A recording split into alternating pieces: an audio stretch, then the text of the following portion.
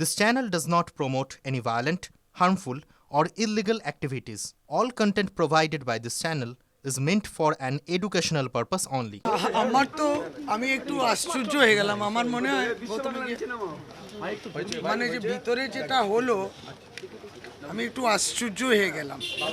আমি বলছি আমি তো ফর্ম নিয়ে এসেছিলাম, তুমি বলবে আমি আমার এনিউমারেশন ফর্মটা নিয়ে এলাম, আমি আমার 2002 লিস্টটা নিয়ে এলাম, সেলফ অ্যাটেস্টেড ডকুমেন্ট হিসেবে আধার নিয়ে এলাম, সেলফ অ্যাটেস্ট করে দিলাম সবটা।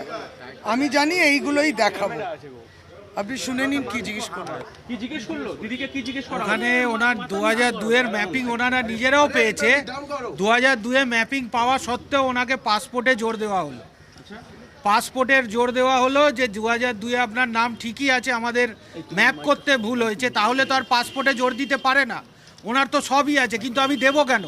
তাহলে সাধারণ মানুষের কি হবে? যার 2002 এ নিজের নাম প্রপার আছে এবং 2025-এ ড্রাফট রোলেও কোনো মিসম্যাচ নেই, তিনি নিজে হেয়ারিং সেন্টারে উপস্থিত হয়ে তার আধার কার্ড দিচ্ছেন এবং 2002 এর পুরনো ভোটার লিস্টে জেরক্স দিচ্ছেন, সেখানেও তাকে পাসপোর্টে জোর দেওয়া হলো। যখন আমরা প্রতিবাদ করলাম, অবজেকশন করলাম, তখন ওনারা বলছেন না না ঠিক আছে ঠিক আছে। আর মাইক্রো অবজারভারকে যখন উনি চেপে ধরলেন যে এটা ইলেকশন কমিশনের রুল নয়, তখন উনি বলছেন না না আপনি যা দিয়েছেন তাতেও হয়ে যাবে। আমরা খুব ওয়ারিড যে সাধারণ লোককে কিভাবে হ্যারাস করে এটা আমাদের চিন্তা করছে। আমি সত্যি আমার নামটা নিয়ে চিন্তিত নয়, আমি সাধারণভাবে যে ভোটার আছে সেইটা নিয়ে আমার চিন্তাটা বেশি হয়ে গেল। আমার তো কি আছে, আমি আমার মেডিকেল ডিগ্রিও হাজির করে দেবো আরজিকর মেডিকেল কলেজে। আপনি অবাক হয়ে গেলাম, আমার 2002-তে নাম রয়েছে, ওই নামের বানান আর বর্তমান যেটা এনরোলমেন্ট ফর্ম এলো তার বানান কোনো কিছুতেই কোনো ফারাক নেই, সমস্ত পরিষ্কার। শুধু ওদের বললো বিএলও অ্যাপেতে হয়তো ওদের অ্যাপ আপডেটেড না ইত্যাদি, গলত ওদের ওইটুকু দেখালে হলো। তখন 11টা ডকুমেন্ট আমার কাছে যাওয়াটা, আমি স্তম্ভিত হওয়াতে সবাই রিয়্যাক্ট করলো, অন্যরা রিয়্যাক্ট করলো যেটা আপনি তাহলে ভাবুন সাধারণ ব্যক্তির কাছে কে শুনবে, কে তাদের কথা শুনবে?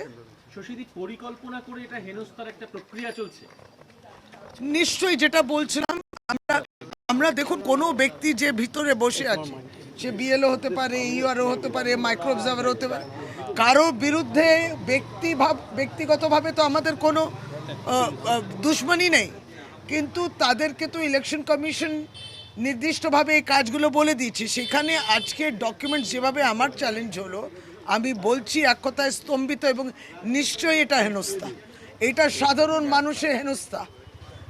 আপনি পাসপোর্ট, আমি তো বললাম আমার সবই আছে, হতে পারে না, এইটাই অন্যায় হচ্ছে, এটা হয় না।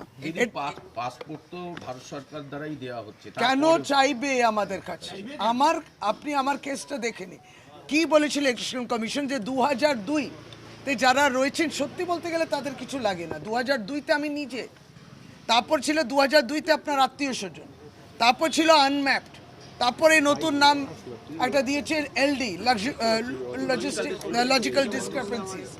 এটা হচ্ছে 4টে বিভাগ, তারাই করলেন প্রতিদিন। তাহলে প্রথমে এই কথাটাই ছিল যাদের 2002-তে আছে ডাকাই হবে না। তার ডাক যখন পেলাম 2002-তে, তাতে ছিল যে বিএলওতে আপনার ডিটেলসটা আপলোডেড নয়, সুতরাং আপনি 2002-তে বৈধ ভোটার ছিলেন কি না আমাকে মোটামুটি দেখাতে হলো। তো সেটা দেখালাম, ফিজিক্যাল লিস্টে আমি আছি। তারপরে 2002-তে আর প্রশ্ন আসে কোথায়? এত কোনো প্রশ্ন আসে না।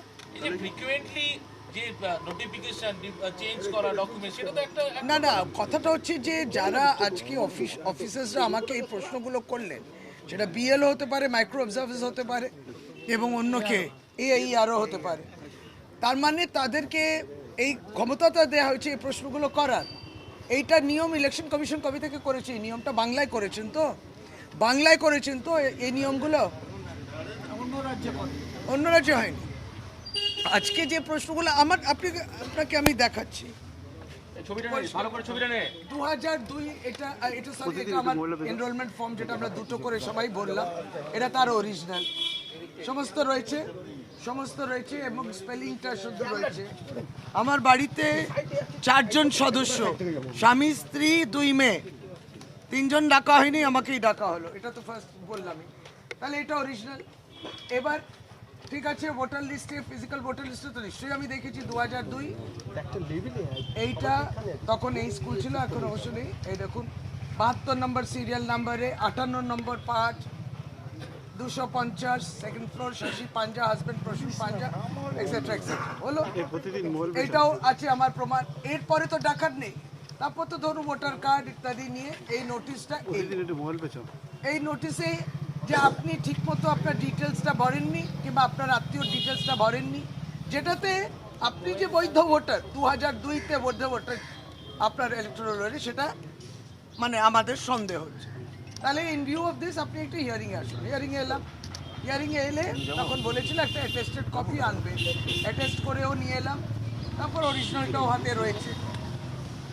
তারপরে 11টা ডকুমেন্ট কেন চাওয়া হবে, এই প্রশ্নটা আমি একটু অবাক হয়ে গেলাম যে আমার কাছে 11টা ডকুমেন্ট 2002-তে যে আছে, নাম বানান কিছুই ভুল নেই,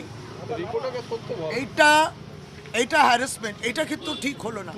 এটা সিও পশ্চিম বাংলায় যিনি আছেন তাকে দেখতে হবে।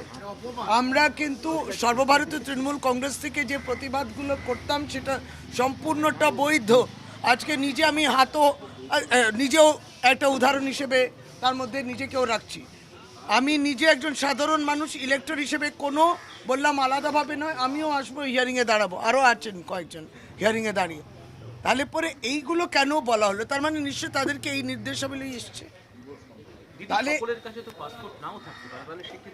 থাকারই কথা না, সারা ভারতবর্ষে আপনি পাবেন না, বাংলার ক্ষেত্রে এটা হবে কেন? আর ওই 11টা ডকুমেন্ট অসম্ভব, 11টা ডকুমেন্ট আপনি রাজ্য সরকারের কোনো ডকুমেন্ট নেবেন না, মাধ্যমিক অ্যাডমিট কার্ড নিচ্ছিল না, তারপর সুপ্রিম কোর্ট সেটা বলল। আপনি পাসপোর্ট চাইছেন, আমি হাজারো ডকুমেন্ট দিয়ে দেবো, পড়াশোনার আপনার ম্যাট্রিকুলেশন কেন, আমি আরও উচ্চ পড়াশোনা করা আছে, কিন্তু আমি কেন দেখাবো? আমি পাসপোর্ট দেখাবো না, এটা আমার প্রতিবাদ। এটা কি করবেন দেখুন, পরে লিস্টে নাম তোলে কিনা, 3বার করে নির্বাচিত একজন বিধায়কের নাম তোলে কিনা, যে প্রত্যেকটি মনোনয়ন পত্রে পার্ট নাম্বার, সিরিয়াল নাম্বার দিয়েছে, নিজেও ইলেকশনে দাঁড়িয়েছি ভোটার হিসেবে, বছর পর বছর ভোট দিয়েছি, সেটা লাস্টে লিস্টে। কিন্তু এইটা, এই নিয়মাবলী কে তৈরি করলো? দিস ইজ আনকনস্টিটিউশনাল এবং ইললিগাল। আপনার 2002-তে নাম আছে, পরিষ্কার বুঝে নিন, যেটা নিয়ে কোনো তর্ক নেই, কোনো বিতর্কের জায়গা নেই। সেখানে এই মানুষটাকে আরও অ্যাডিশনাল ডকুমেন্ট জিজ্ঞেস করা হলো, আধার দিলাম, তারপরেও 11টা ডকুমেন্ট মধ্যে কিছু আছে কি না, পাসপোর্ট আমি দেব না প্রতিবাদে।